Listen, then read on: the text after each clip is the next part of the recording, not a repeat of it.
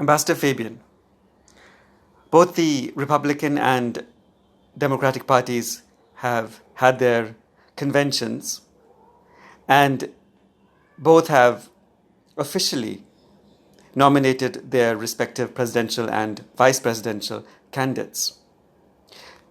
In your opinion, what should be the foreign policy agenda of President Biden if he were to be elected? Thank you for an excellent question. I personally think that Biden is going to be elected as he stands a better chance in opinion polls right now. But anything can happen between now and November. But it is a question which is of importance not only to the United States but also to the rest of the world. Because the President of the United States can do a lot of good for the rest of the world. He or she can also do a lot of harm, as President Trump has shown. So, don't you think that the rest of the world should have some say in the presidential election? Well, we have to take this thought forward on some other occasion. Let us now focus on what should be the foreign policy agenda of President Biden. To my mind, he should, on day one,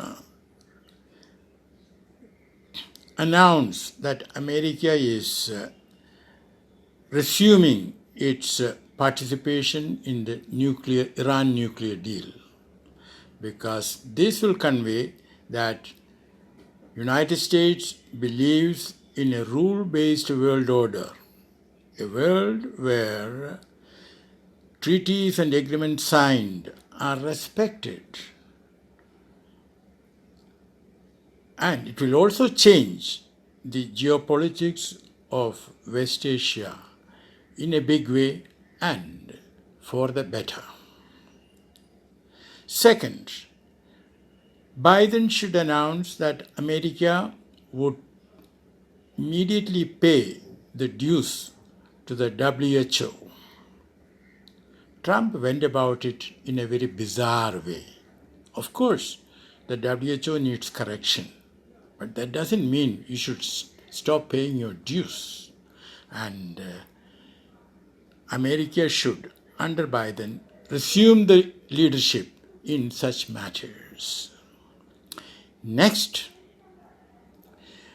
Washington should tell its NATO allies that it stands by the NATO agreement,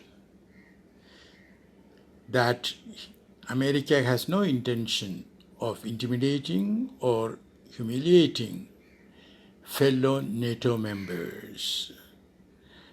Now, coming to trade, again, the European Union should be told that America's approach to world trade has changed. Of course, America will take due care of protecting its trade interests, but not by imposing sanctions after sanctions through tweets without proper negotiations with the partners, or, let me make it very clear, without proper deliberations within the American system. Coming to China, well, this is a tricky question because as regards trade, it's better to talk to China and settle matters, because China and the United States have a symbiotic relationship. United States cannot hurt China without hurting itself. But looking at the wider question of policy towards China, I personally believe that Democrats and the Republicans hold the view that China is a rival and has to be dealt with. But the rival has to be dealt with in a holistic manner, not through tweets, to put it bluntly. Coming to South Asia, Pakistan should be told Well, Trump has done it, but it can be done in a stronger way. Pakistan should be told there is no question of using terrorism as state policy.